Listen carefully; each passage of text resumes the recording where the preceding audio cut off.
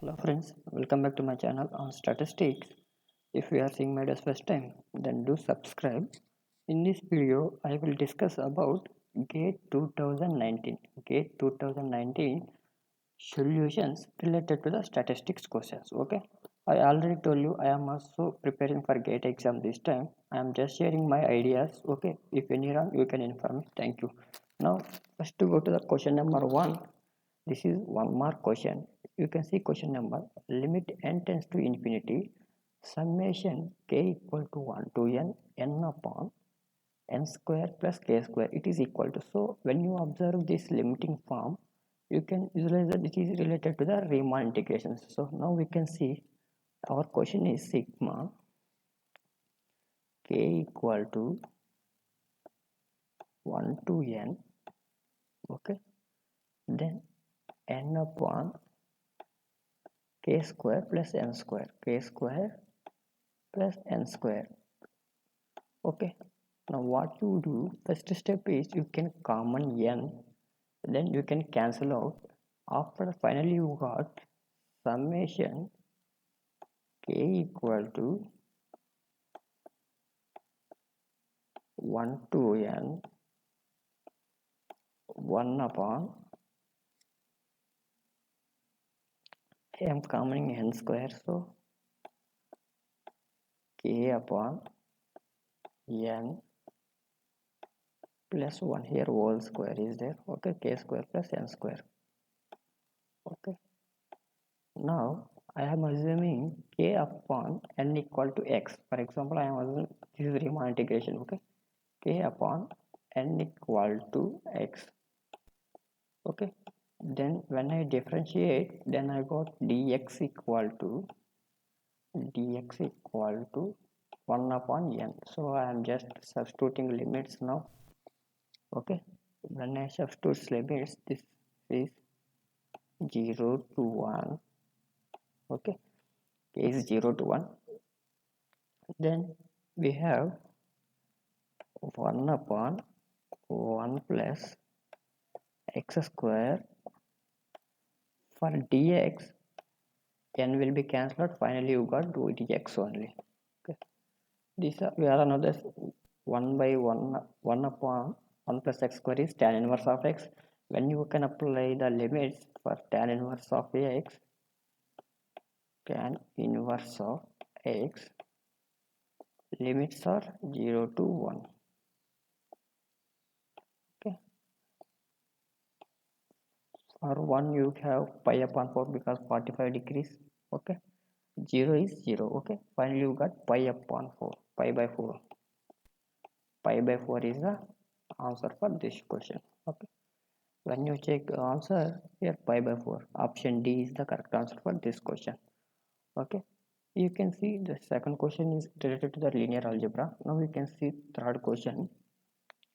In the third question, let 1 2 3 4 represent the outcome of random experiment and probability of 1 equal to probability of second set equal to probability of 3 set 4 is 1 by 4. Suppose that a1 is equal to 1 comma 2 and a2 is 2 3 and a3 is 3 4 and a4 is 1 2 3, and which of the following is true. Now when you observe the a1 set, a1 you have probability is 2 upon 4. Okay, I will write here. Okay, for a1, when you find probability of a1, probability of a1 is 2 by 4, then finally you got 1 by 2. Okay, same like probability of a2 also, probability of a3 also. Okay, because these all are two sets are there. Okay, so probability of a2 and a3 also, a2 and a3 also.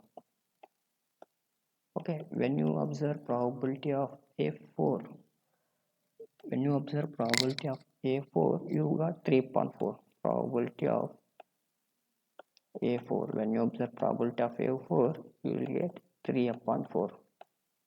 Okay, now what are the conditions you can check here? Conditions are a1 a2 a3 a4 a1 a4 and a2 a4. Now first we can check a1 a2. Independence means when you find the intersection. Okay, for example, you can find the intersection or union probability of a1 intersection a2. Okay, a1 intersection a2 probability is equal to probability of a1 into a2 we know, but before going to the first we can we can take the common points from a1 set and a2 set. You get only 3 elements, so you get 1 upon 4. So 1 upon 4, when you multiply these two probabilities you got 1 upon 4. These are independent, okay, but they mention that not independent, so first option is wrong. Now when you can check second option, a3 and a4 are independent. A3 and A4, when you check A3 and A4, only one common element is there, so you got 1 upon 4. Okay, when you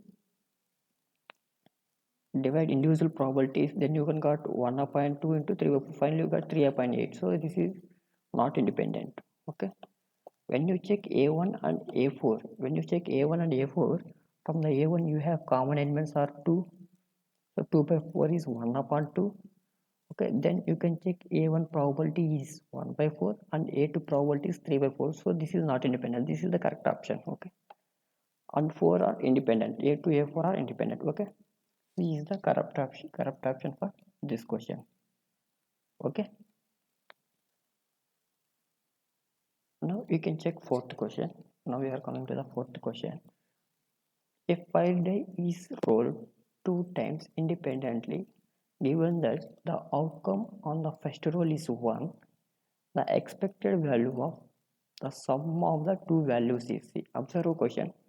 A 5-die is rolled 2 times independently. Given that the outcome of the first roll is 1, then the expected value of sum of the two outcomes is so I will explain here. Okay.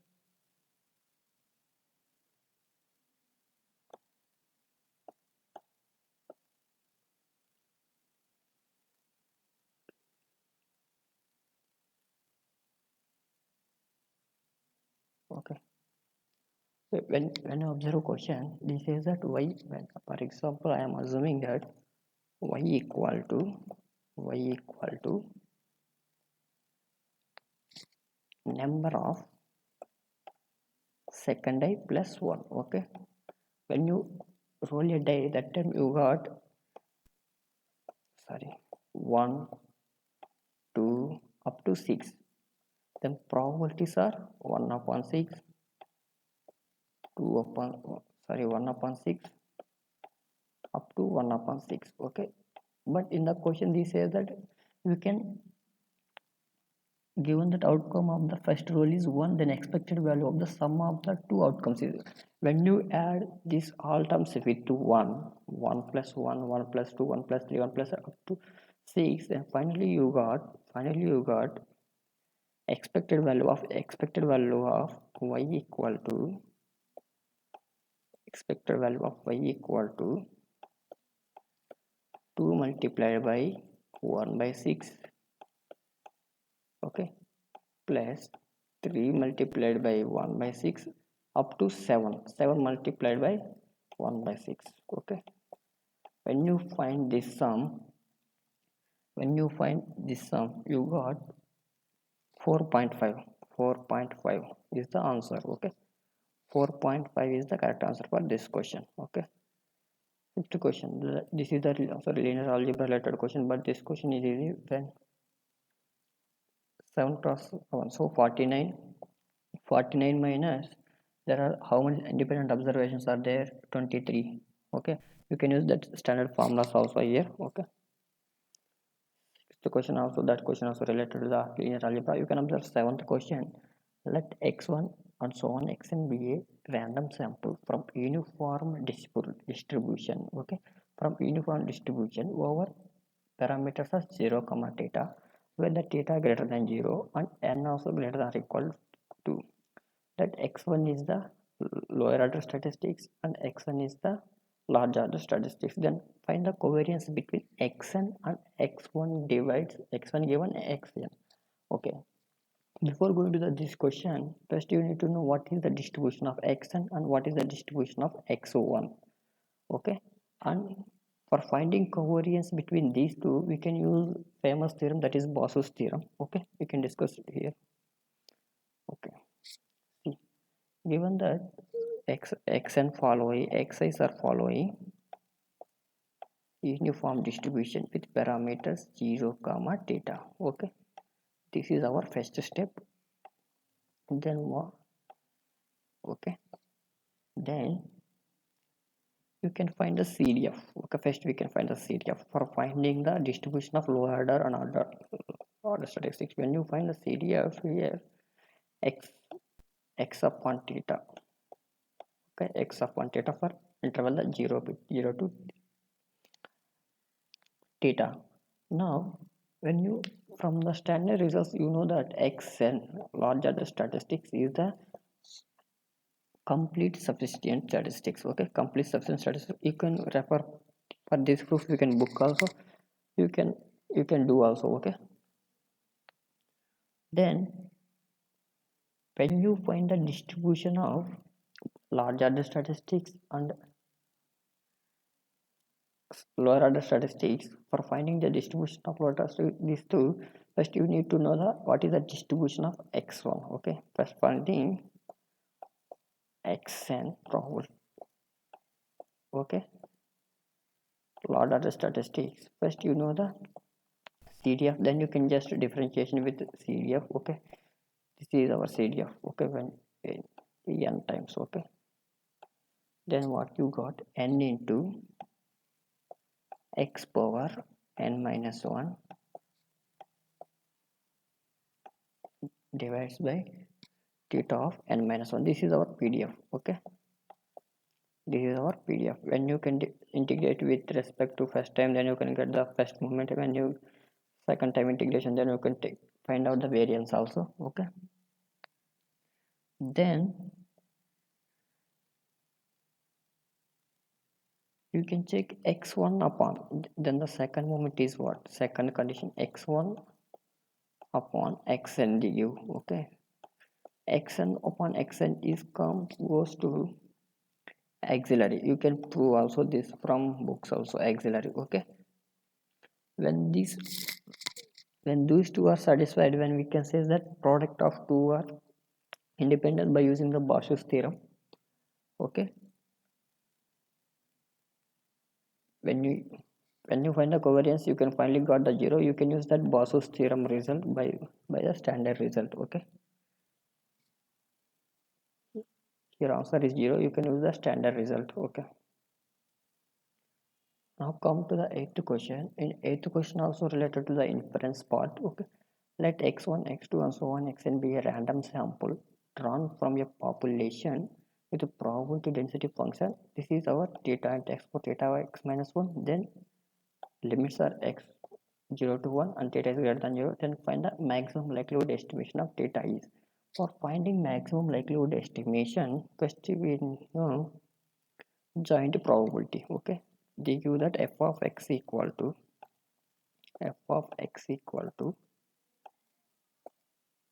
okay, f of x equal to theta into x power theta minus 1. Here x is lies between 0 to 1, then theta is greater than or equal to 1. When you find the joint distribution, you got okay theta power n here pi, because x is there. Okay, x pi xi to theta minus 1. Here pi is take values from 0 1 to n. Okay, when you can take the log on both sides, then you can finally you got, this is also standard question. Okay, n log theta, okay, n log theta plus theta minus 1 into theta minus 1 into log of pi xi. Okay, now you can differentiate it, then equal to 0. Finally you can get the theta cap value of is minus Finally you got value, this value minus n upon sigma summation I equal to 1 to n log e xi. Okay, now see question number 9. Let yi equal to beta naught plus beta 1 x1 I plus beta 2 x2 I plus epsilon I for I equal to 1 to 10 variables. Okay, where xi1s and x2i's are fixed covariates and epsilon i's are uncorrelated random variables with mean 0 and variance unknown variance. Okay, sigma square. Here beta naught, beta 1, beta 2 are unknown parameters. Okay, further we define one a model where beta naught and beta 1 beta 2 caps are unbiased least square estimates of beta naught beta 1 beta 2, then an unbiased estimate of sigma square. See, okay, for finding this question, this is this question. See, first we find, okay, multiple regression model. Okay, first we can write multiple regression model. Here 10 variables, y equal to 10 variables are there. Okay, equal to x x10 into 3 plus beta 3. Okay, wait. Okay, from the next part we can do that video. Okay, when you see the 10th question, this is also related to the regression models. We can do that question later. Okay, when you come to the 11th question, this is related to the stochastic process. This is also very easy question.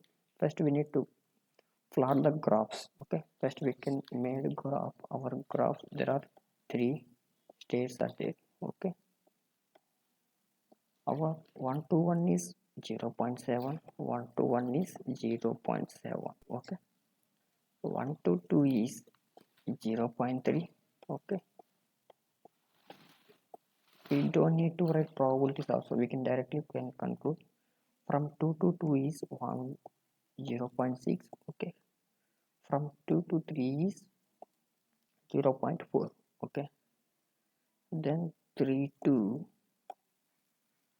is only one step probability. Okay, when you observe these transitions graphs, we need to tell which one is persistent and which one is recurrent.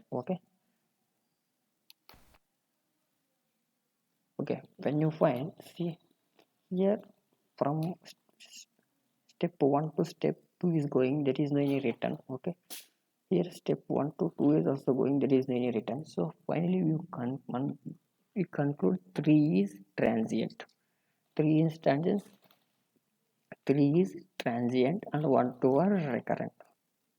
Okay, the option D is the correct answer for this question. You can minimum polynomials we can do later. Okay, this question is very important, interesting and very simple question. 13th question. Okay, they give one matrix. Which of the following is true? For testing the independence, what is covariance? If covariance is 0, when we can say that they are independent. Observe x2 and x3. Where is x2 and x3 is minus 3, so it is not equal to 0. So this is incorrect. When you see x1 plus x3 and x2, just find the covariance between these. This is also coming is not equal to 0. When you find this term, when you can partitionate into the our matrix into 2, then you can get here 0. Finally this is also incorrect. Okay, and this 1 upon 2 x2 plus x3, you can check this term also. I think this is independent. Okay, then we have, this is also related to the regression. We can do regression for topics later. Okay, thank you. From the next video we can continue later remaining questions.